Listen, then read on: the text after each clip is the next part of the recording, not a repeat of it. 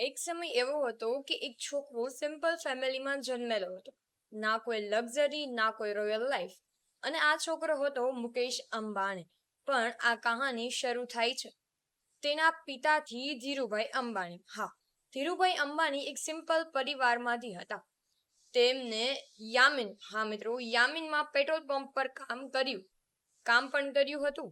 અને ત્યાંથી શરૂ થયું હતું એનું એક સપનું.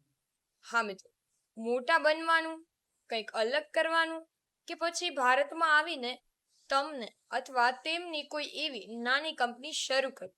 તેનું નામ હતું રિલાયન્સ. રિલાયન્સ શરૂઆતમાં નાની હતી. હા, શરૂઆત તેની ખૂબ જ નાની હતી, પણ સપના ખૂબ જ મોટા હતા. મુકેશ અંબાણી બચપનથી જ ડિસિપ્લિન અને મહેનતમાં બિલીવ કરતા હતા. તેમને મુંબઈમાં સ્ટડી કરી. હા મિત્રો, તેમને મુંબઈમાં સ્ટડી કરી, પછી કેમિકલ એન્જિનિયરિંગ કરી. હા, તેને સ્ટડી મુંબઈમાં કર્યું અને કેમિકલ એન્જિનિયરિંગ કર્યું. અને મિત્રો, તેમના પિતા સાથે બિઝનેસમાં જોઈન થઈ ગયા. હા, તેની નાની એજમાં તેના પિતા સાથે બિઝનેસમાં જોઈન થઈ ગઈ. અને અહીંયાથી જ અસલી ગેમ શરૂ થાય છે. હવે મુકેશ અંબાણીએ રિલાયન્સમાં એક નવી ડાયરેક્શન આપી. હા, એક નવી જ ડાયરેક્શન આપી. ટેક્સટાઇલથી લઈને પેટ્રોકેમિકલ્સ રિફાઇનરી.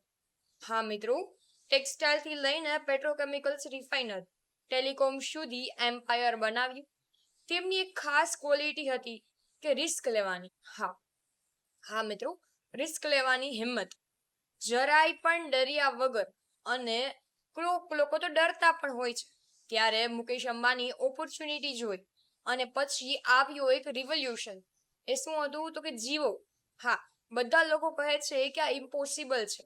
હા, બધા કહેતા હતા સ્ટાર્ટિંગ તો ત્યારે બધા કહેતા હતા કે આ ઇમ્પોસિબલ છે. ફ્રી ઇન્ટરનેટ ઇન્ડિયામાં.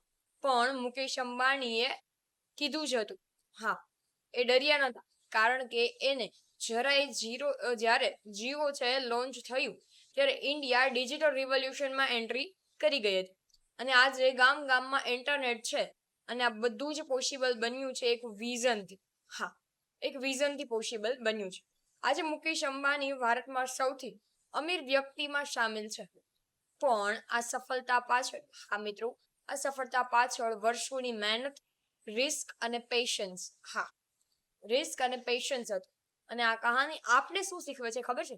સ્ટાર્ટ નાની હોય તો પણ ચાલશે, પણ સપના મોટા હોવા જોઈએ.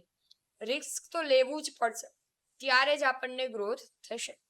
હા મિત્રો, કન્સિસ્ટન્સી કરશો, દરેક કામમાં તમારી કન્સિસ્ટન્સી હશે, ડિસિપ્લિન હશે, ત્યારે જઈને જ તમને સક્સેસ મળશે. તમારી લાઈફમાં પણ એક ચાન્સ આવશે જ, અને આવ્યો પણ હશે. કેટલા લોકોને વયો પણ ગયો હશે, કેટલા લોકોની લાઈફમાં ચાન્સ આવશે. સવાલ એ છે કે તમને ડરેલા રહેશો કે પછી મુકેશ અંબાણી જેવા રિસ્ક પણ લેશો? તો કમેન્ટમાં જરૂરથી મને કહેજો. આવા જ વિડીયો જોવા માટે અમારી આ ચેનલને સબસ્ક્રાઇબ કરવાનું ભૂલતા નહીં. સૌને મારા હર હર મહાદેવ.